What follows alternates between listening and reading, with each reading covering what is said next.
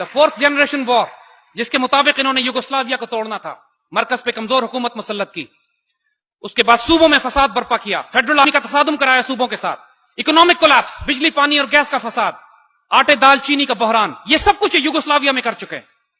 और जब मुकम्मल तौर पर वो मुल्क खाना जंगी का शिकार हो गया, फिर नेटो अपनी फौजें बेदाखिल करके उसके अंदर एक पीस एग्रीमेंट करती है, डेटॉन पीस एग्रीमेंट, जिसके तहत युगोस्लाविया को तोड़कर 6 छोटे छोटे मुल्कों में तकसीम कर दिया गया।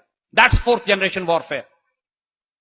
अब पाकिस्तान पर जो जंग मुसल्लत की जा रही है, that is the fourth generation war. अब ये मुसलमान मिल्लत को मजीद छोटे छोटे टुकड़ों में करना चाहते हैं, और मशरिक और मगरिब के कुफर की राह में अगर अल्लाह ने कोई आखिरी चट्टान कायम की है, तो ये अल्लाह के हुक्म से ये पाकिस्तान की रियासत है। आज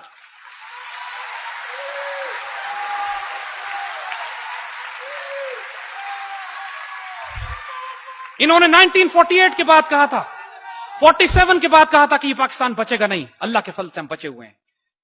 1971 के बाद जब गद्दारी से इन्होंने हमें चोट लगाई, इन्होंने कहा पाकिस्तान बचेगा नहीं, अल्लाह के फल से हम बचे हुए हैं। जब हमने सोवियत यूनियन से टक्कर ली, दुनिया ने कहा अब तो पाकिस्तान बचेगा ही नहीं, हम हैं वो नहीं है।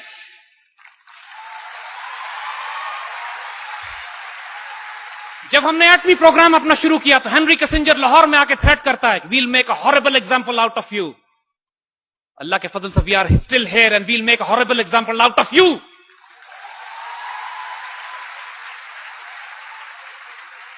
इन्होंने पाकिस्तान पर सैंक्शंस लगाई कि पाकिस्तान कभी एटमी ताकत ना बन सके। हमारी उस जनरेशन में जो 70s और 80s में हमारे बड़े गुजरे हैं, उसमें जो हमारे साइंसदान हैं, हमारी तारीख का सबसे सीक्रेट ऑपरेशन था ये।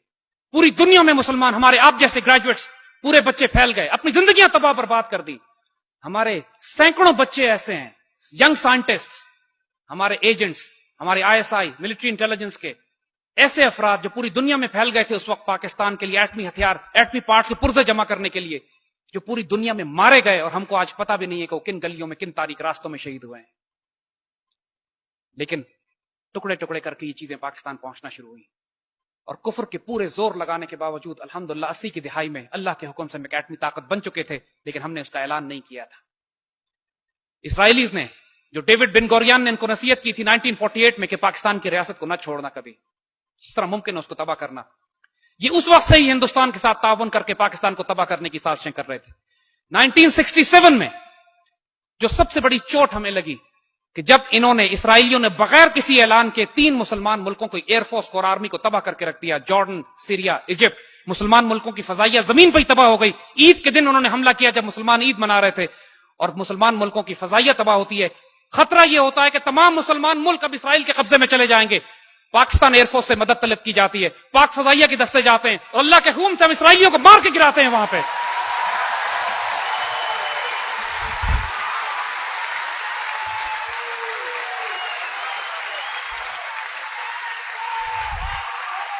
1965 में, उससे पहले अल्लाह के फजल से हम इंडियन एयरफोर्स का गुरूर खाक में मिला चुके होते हैं। MM आलम साहब 30 सेकंड में 5 इंडियन जहाज शुरू में ही मार के गिराते हैं, उसके बाद इंडियंस को जरूरत नहीं होती कि पाकिस्तान में दाखिल हो। अल्लाह के फजल से 1967 में भी डिस्ट्रॉय द इसराइली एयरफोर्स। उनका खतरा जो मुसलमान मिल्लत को होता है वो टल जाता है।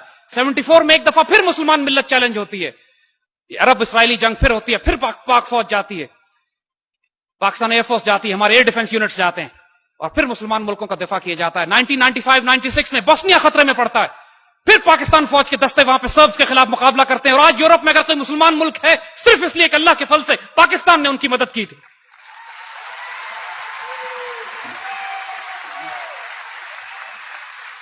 – 1981 में इसराइलियों ने इराक का एटमी रिएक्टर तबाह किया। 84 में ये पाकिस्तान का एटमी रिएक्टर तबाह करने के लिए आए थे। उस वक्त हमारे पास F-16 थे, लेकिन F-16 की हमारी इतनी रेंज नहीं थी कि हम इसराइल पे जवाबी कार्रवाई करते और वापस आते। पाकिस्तान ने थ्रेट किया दिल्ली को और इसराइल को, दोनों को, कि हमें नहीं पता जहाज किस तरफ से आएंगे, हमें नहीं पता जहाज की वार्निंग, उसके ऊपर मार्किंग किसकी होगी। हम एक बात जानते हैं, अगर कहूटा पे बॉम्बिंग हुई तो उसके बाद दिल्ली और तल अवीव को हम फ्लैट करके रख देंगे। पाकिस्तान एयरफोर्स के पायलट से पूछा गया कि वन वे मिशन है, वन वे मिशन है, सिर्फ इसराइल पे आप बॉम्बिंग के लिए जा सकते हैं, वापस नहीं आ सकते, कौन वॉलंटियर करेगा? Would you believe it, the entire F-16 squadron had raised their hands, they were volunteering for this.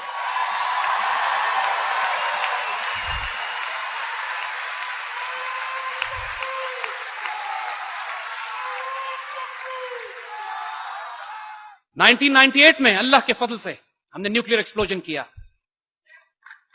اور اللہ کے فضل سے انڈونیشیا سے لے کر موراکو تک مسلمانوں نے اس طرح چراغاں کیا جیسے پوری امت مسلمہ میں عید کا دن اس دن تھا، 28 مئی 1998۔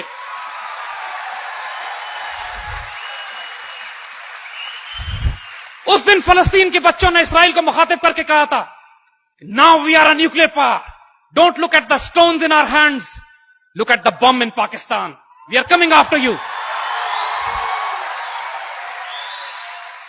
اور فورتھ جنریشن وار جو اس وقت ہمارے پاس ہو رہی ہے، آئیں اس کی شکل آپ کو دکھا دیں۔ پاکستان کے اندر ایک انکمپٹنٹ حکومت، مس مینج اکانومی، ایسی اکانومی جس کو صرف آئی ایم ایف اور ورلڈ بینک چلا رہا ہو، جس کے نتیجے میں آپ دیکھ رہے ہیں کہ روز بجلی پانی اور گیس کے ریٹس بڑھائے جا رہے ہیں، ملک میں فساد برپا کیا جا رہا ہے، انٹر پروونشل فساد، صوبوں میں لڑائی اور تصادم، تحریک طالبان اور بلوچستان لبریشن آرمی کے دہشت گردوں کو تیار کر کے کہ پاکستان کے اندر سول وار اس طرح شروع کر دی جائے کہ یہ ہنگامہ پروپیگنڈا کیا جائے کہ پاکستان کے ایٹمی ہتھیار خطرے میں پڑے ہوئے ہیں، پاکستان کی آرمی پر ISI پہ حملے کیے جائیں تاکہ یہ انکیپیسیٹیٹ ہو جائیں، اور سب سے بڑھ کر پاکستان کا پانی روک لیا جائے تاکہ پاکستان کو ریگستان بنا کر بھوک اور پیاسا مار دیا جائے۔ مگر اللہ کے فضل اور کرم سے 2007 تک ان کا یہ پلان بہت تیزی سے آگے بڑھ رہا تھا۔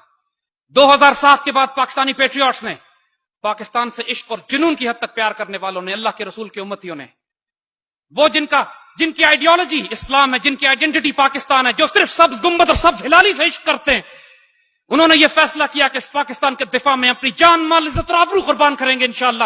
ہم نے اس کو بناتے ہوئے 50 لاکھ شہدا دیے تھے، ابھی اس کو بچاتے ہوئے ہم نے 10,000 شہید بھی نہیں دیے۔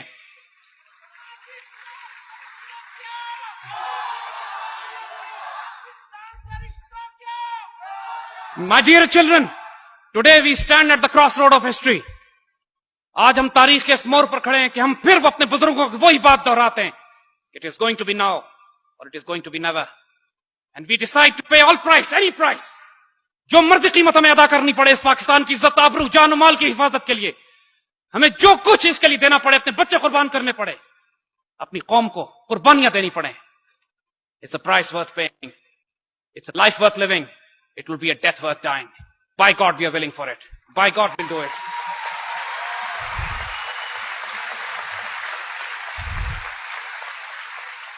پاکستان میں اس وقت جو سسٹمز قائم ہیں، پاکستان کا پولیٹیکل سسٹم، پاکستان کا جوڈیشل سسٹم، پاکستان کا اکنامک ماڈل، یہ تینوں کولیپس کر چکے ہیں امت مسلمہ کو 21ویں صدی کے تقاضے پورے کرنے کے لیے۔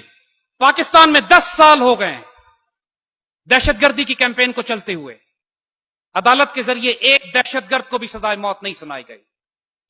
پاکستان کی اکانومی ابھی تک سود اور ربا کے نظام پر چل رہی ہے۔ پاکستان میں غریب، یتیم، مسکین، بیوہ، محتاج جرأت نہیں کر سکتے کسی طاقتور کے خلاف انصاف لینے